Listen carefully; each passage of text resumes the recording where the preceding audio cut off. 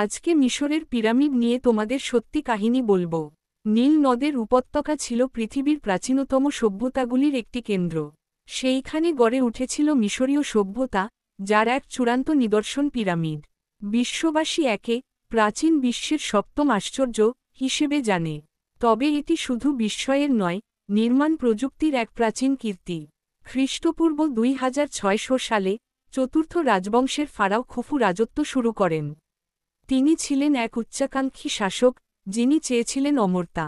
তার সেই অমরত্বের স্বপ্নই পরিণত হয় গিজার মহাপিরামিডে। এই পিরামিড ছিল একাধারে কবর, মন্দির ও আত্মার যাত্রার প্রতীক। খুফুর নির্দেশে নির্মাণ শুরু হয় গিজার প্রান্তরে। এই অঞ্চল ছিল নীল নদের পশ্চিম তীরে, যেখানে সূর্য অস্ত যায়, মিশরীয়দের মতে মৃত্যুর প্রতীক। এই পিরামিডের উচ্চতা ছিল প্রাথমিকভাবে 146.6 মিটার। বর্তমানে এটি ক্ষয়ে গিয়ে দাঁড়িয়ে আছে 138.8 মিটারে। তবে এখনও বিশ্বের সবচেয়ে প্রাচীন ও বিশাল পাথরনির্মিত কাঠামো এটি। প্রায় 20 বছর সময় লেগেছিল এটি সম্পূর্ণ করতে।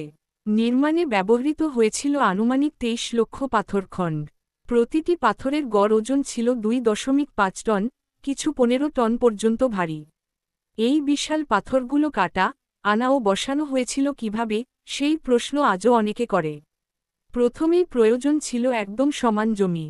প্রকৌশলীরা সূর্য ও ছায়ার হিসাব করে নির্ভুলভাবে জমির স্তর সমান করেন। আজকের লেজার প্রযুক্তি দিয়েও এমন নিখুঁত সমতলতা করা কঠিন। ভিত্তির স্তরে পাওয়া গেছে মাত্র 2 সেন্টিমিটার উচ্চতার পার্থক্য। পিরামিডের 4টি দিক ঠিক উত্তর, দক্ষিণ, পূর্ব ও পশ্চিমমুখী।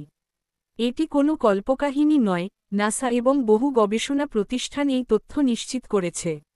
এই দিক নির্ধারণ করা হয়েছিল সূর্যাস্ত ও সূর্যোদয়ের স্থান দেখে। এটি ছিল জ্যোতির্বিজ্ঞানের এক অসাধারণ ব্যবহার। নির্মাণের প্রথম ধাপ ছিল পাথরের যোগান।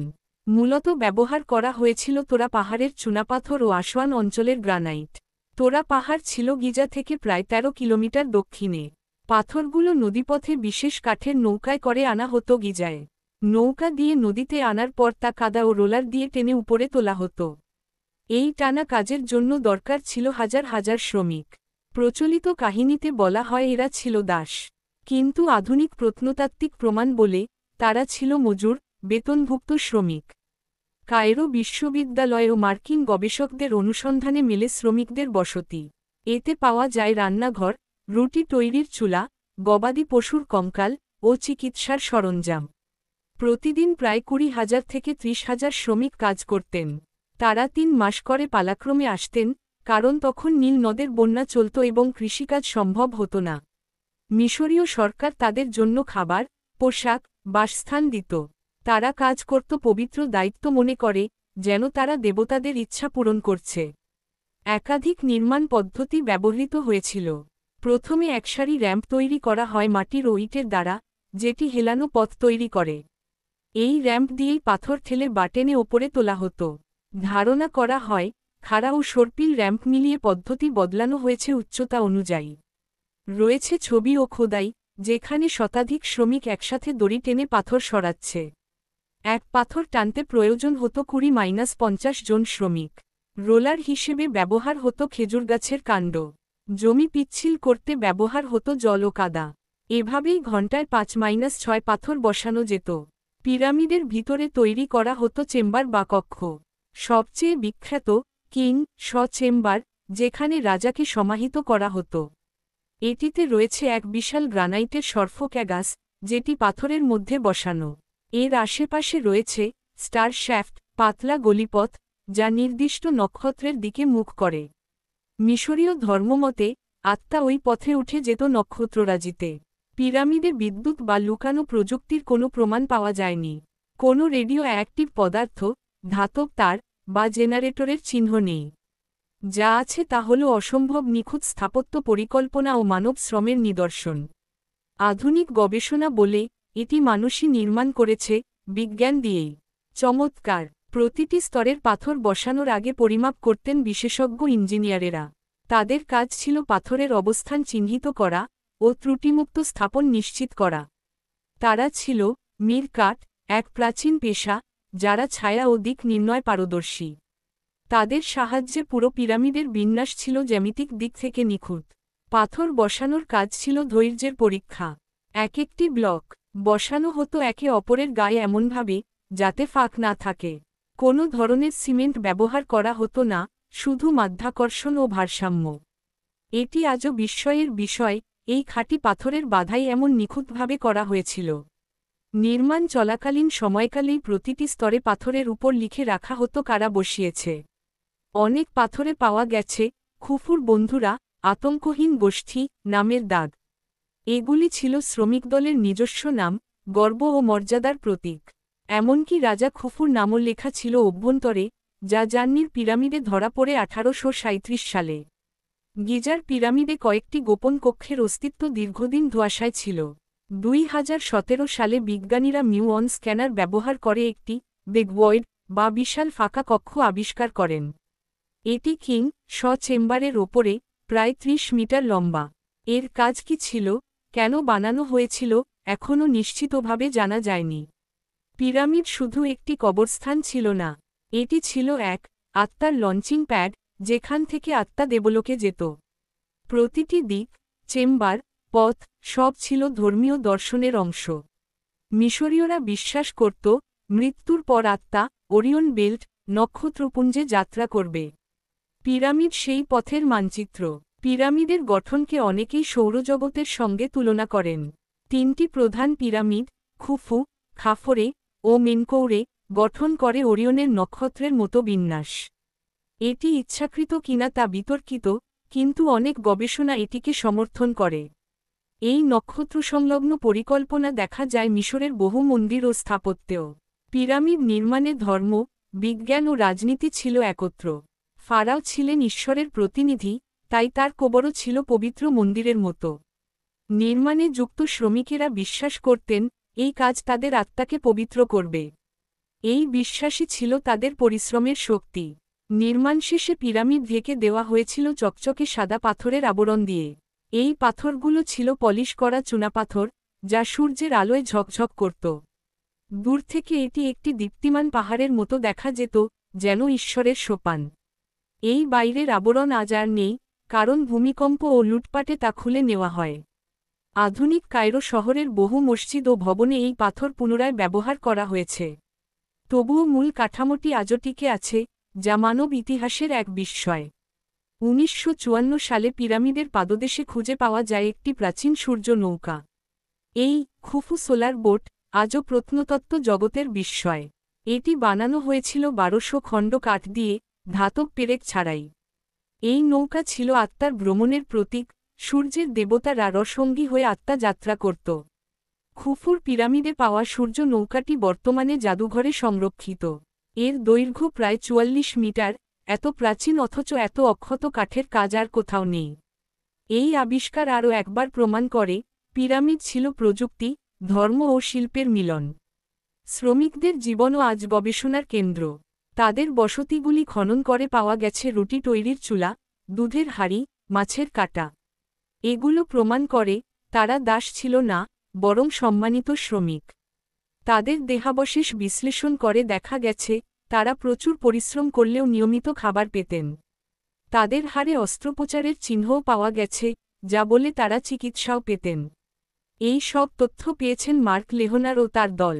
তারা গিজা প্ল্যাটফর্মে বছরের পর বছর খনন করে এসব আবিষ্কার করেন। এখনকার গবেষণাগার বিশ্লেষণও বলে, পিরামিড নির্মাণ কোনো রহস্য নয়, বরং পরিকল্পনা ও পরিশ্রমের ফল। আজকের আধুনিক প্রযুক্তির সহায়তায় আমরা প্রতিটি স্তরের ব্যাখ্যা পাচ্ছি। রয়েছে স্যাটেলাইট ম্যাপ, স্ক্যানিং প্রযুক্তি ও ভূগর্ভ অনুসন্ধান যন্ত্র। তবুও কিছু প্রশ্ন এখনও রয়ে গেছে। কেন এত বড় কাঠামো, কিভাবে এত সঠিক দিকনির্দেশনা ছাড়াই এত নিখুঁত গঠন? এই প্রশ্নগুলোই পিরামিডকে শুধুমাত্র স্থাপত্য নয়, চিরন্তন কৌতূহলের কেন্দ্র করে তুলেছে। পিরামিডের ভিতরে ব্যবহৃত হয়েছিল কিছু চমৎকার কৌশল, যেমন গ্রানাইট রিলিভিং চেম্বার বা চাপ বন্টন কক্ষ, যা রাজকক্ষের উপর ছিল। এটি 5টি চেম্বার বিশিষ্ট, যাতে ভার নিচে না পড়ে। এটি আধুনিক স্থাপত্যের লোড ডিস্ট্রিবিউশন ধারণার এক প্রাচীন প্রয়োগ। কিং শ চেম্বার নির্মাণে ব্যবহৃত গ্রানাইট এসেছে আসওয়ান অঞ্চল থেকে। সেখানে পাহাড় কেটে বড় বড় পাথর কেটে নীল নদের মাধ্যমে আনতে হতো। এই পাথরের গড় ওজন ছিল ৬০ টনেরও বেশি। প্রশ্ন উঠে, এত ভারী পাথর কিভাবে এত উঁচুতে তুলল? অনেক গবেষক বলেন, তারা খাড়া র্যাম্প নয়, বরং ঘূর্ণায়মান র্যাম্প ব্যবহার করেছে। একটি অভ্যন্তরীণ সিঁড়ি বা করিডোরের মতো র্যাম্প থাকার ধারণা দিয়ে একটি মডেল তৈরি করেছেন ফরাসি স্থপতি জন পিয়ের হাউডেন। এই ধারণায় বলা হয়, ভিতরের সরু পথ দিয়ে ক্রমাগত পাথর উপরে ওঠানো হতো। ২০১০ সালে ৩D স্ক্যানেও এমন কিছু গলিপথের ইঙ্গিত পাওয়া গেছে। নির্মাণের পরে পিরামিডটি এমনভাবে গঠিত ছিল যেন এটি ভূমিকম্প প্রতিরোধ করতে পারে। এর ভিত্তি ছিল মাঝখান থেকে সামান্য উঁচু এবং চারপাশে ভারসাম্য তৈরি করে। আধুনিক ভবনেও এই কৌশল ব্যবহার করা হয়, ফাউন্ডেশন বাল্জ করে তোলার মাধ্যমে। পিরামিডের বেশে চারকোনা গঠন এমন নিখুঁত ছিল যে প্রতিটি কোণ ৯০ ডিগ্রির একেবারে কাছাকাছি। চারটি দিক উত্তর, দক্ষিণ, পূর্ব ও পশ্চিমের সঙ্গে মাত্র ৩৬০ ডিগ্রি তফাতে নির্ধারিত। এই নির্ভুলতা ছিল সূর্য ও তার ছায়ার কৌশল ব্যবহার করে তৈরি। মিশরীয়রা তাদের নিজস্ব মার্কিং কৌশল জানত, যা আজ হারিয়ে গেছে। পিরামিডের চূড়ায় বসানো হয়েছিল একটি বেনবেন পাথর, চকচকে পাথরের টুকরা। এটি ছিল সূর্যের প্রতীক, যেখানে সূর্যের আলো প্রতিফলিত হয়ে চারপাশে ছড়াত। এটি পিরামিডিয়ন নামেও পরিচিত। আজ তা আর দেখা যায় না, তবে কিছু ছোট পিরামিডে এই পাথরের অস্তিত্ব পাওয়া গেছে। মিশরের অন্যান্য অঞ্চলেও বহু পিরামিড আছে, তবে গিজার পিরামিড সবচেয়ে বিশাল। অন্যান্য পিরামিডে অভ্যন্তরীণ গঠন তুলনামূলকভাবে কম জটিল। গিজার পিরামিডে রয়েছে বহু শ্যাফট, প্যাসেজ, চেম্বার, যা অন্য কোথাও নেই। এ কারণেই একে বলা হয় দ্য পারফেক্ট পিরামিড। এখনও এই পিরামিডের ভেতর সবকিছু আবিষ্কৃত হয়নি। আধুনিক মিউঅন প্রযুক্তি ব্যবহার করে ধীরে ধীরে খুঁজে বের করা হচ্ছে অজানা কক্ষ। কিছু বিজ্ঞানী বলেন, ভেতরে এমন কক্ষ থাকতে পারে যা রাজাদের গোপন ধন বা ধর্মগ্রন্থ বহন করে। তবে এখনও কিছুই খোলা হয়নি, শুধু স্ক্যানেই দেখা গেছে।